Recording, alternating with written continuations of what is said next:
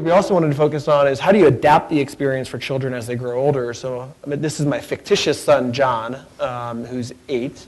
And when John logs in, he gets a different experience. So he gets completely different content, but you'll notice the interface is a bit different.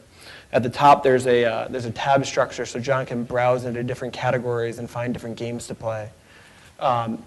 We also offer a parent dashboard for parents. So if parents are interested in what their children have been doing, they can go in and see all the games that their child's been playing, because our service runs off of a whitelist. So we know everywhere where the browser is going. So a child can't get to a site that's not appropriate for them. But a parent might look at some of the things that a child's doing and say, I want to, let's say, up the amount of time my child's spending in reading and math. You can come in here and just grab these sliders, slide up, let's say, reading and math, and we'll bring more math and reading games from across the internet into your child's virtual toy box for them to play. We allow parents to block sites, so there may be specific sites that they're not interested in playing. Oftentimes, when you talk to parents, they have a lot of concern about the branded characters that a child's interacting with, so you can go ahead and block down to the character level in our browser.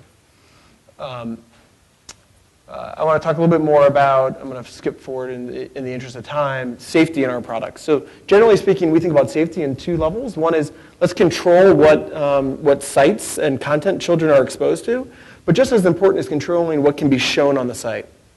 So as I mentioned earlier, our service runs off of a whitelist, so the browser will only go to content that's been approved by our kind of educational team.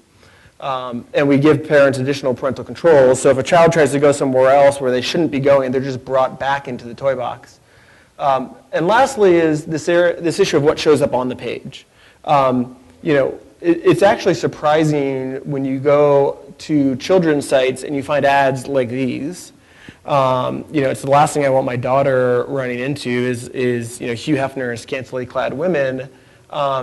And this actually showed up on a child site. I actually removed this site because I didn't pull the screenshot, but this was a set of ads that showed up on what is probably one of the top 5 or 10 sites for young girls. And so there's a big problem in the sense that many large corporations have decided to try to monetize their web experiences that are intended for children by using monetization schemes that are really meant for adults, specifically advertising. And the ad networks and the ad ecosystem aren't smart enough to know who's actually in front of the computer. So you end up with these types of ads in front of kids. So one of the things that we've built into our product, it's an optional feature for parents if they want it, but it's an ad blocker. So I went to that exact same page, pulled up that game in the Zoodles browser, and we block the ads, right? So we ensure that not only is your child not going to sites that might be inappropriate for them, but even the sites that are appropriate for your child will only have content on it that's appropriate for them. Great, thanks. So if you're interested in learning more, you can go to zoodles.com. The browser, again, is free for kids, and there's a premium service for parents. Thanks. Thank you very much. It's interesting when, how many of you have children or are navigating children on the web? It gets so complicated sometimes, and it's almost easy to just sit back and go, oh, they'll just figure it out. But when you look at research, it really shows it makes a very big difference when you talk to your children about what they're doing and you stay connected in their real world, and that means to them on and offline. So I'm really pleased to introduce you to Debby Ballard. I've been very familiar with their BNet Savvy. She works with Sprint, and they have a partnership with the NEA, and they introduced the NEA as one of our partners, and they introduced us to BNet Savvy, which I think is one of, by far, the finest internet safety education websites. They've got terrific case studies. They look from different perspectives of academics, of children, of students.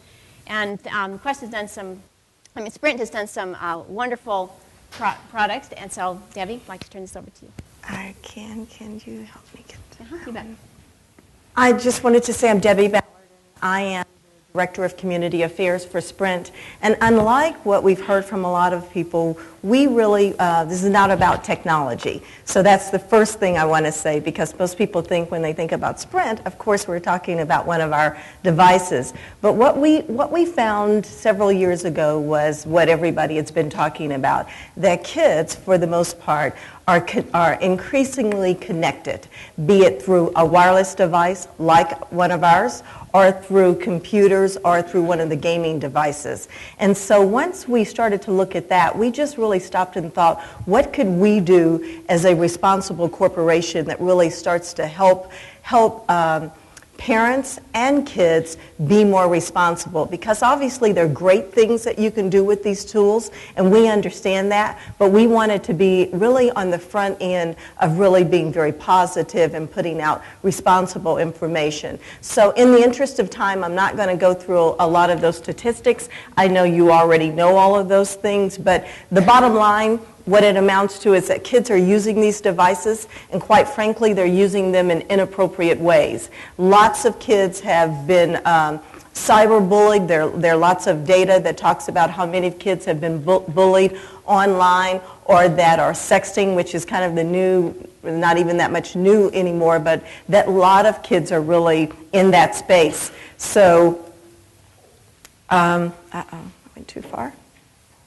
So in 2007, we decided that we wanted to commit some funds to this space. Again, not really working in the technology. So we started looking for partners who could help us, first of all, by developing the kind of content that we would want to have our name associated with. So we decided in 2007 that we initially wanted to spend about $3 million over 3 years in keeping kids safe. And we particularly wanted to focus on that tween age group, that group between 9 and 14, who quite frankly are using these devices, ours included, unsupervised lots of times. And so with that in mind, we went out and found what we think are 3 fabulous partners that we worked with and asked them to develop content for us and for them. So originally when we did it, it was about keeping the lines of communication open. We wanted kids to be able to talk to each other and to their parents about what's going on in this space. We also wanted to make sure that they understood the potential impact and the dangers of being out online. We wanted to be able to educate parents and guardians and teachers about this space and what, kind of dangers, potential dangers are out there. And we wanted kids to understand that what they did could cause them problems later on.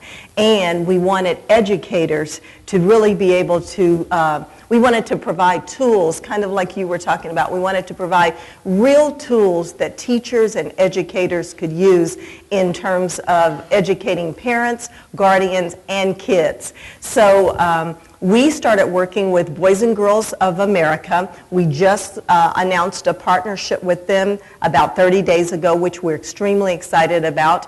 National Center for Missing and Exploited Children was our first partner, and the National Education Association, or NEAHIN, was our second partner, and that's who you were just referring to. There are screen prints that I'm just going to show you, and in the interest of time, too, I'm going to move pretty quickly to those. What I would do is encourage you to go out and look at these free resources that are out there. FornetSafety.com is our website, our Sprint website, where we decided to take all the information that our partners had developed and put them on one space that educators, parents, and kids could go to. So you can see all, potential resources there. I'm going to move on.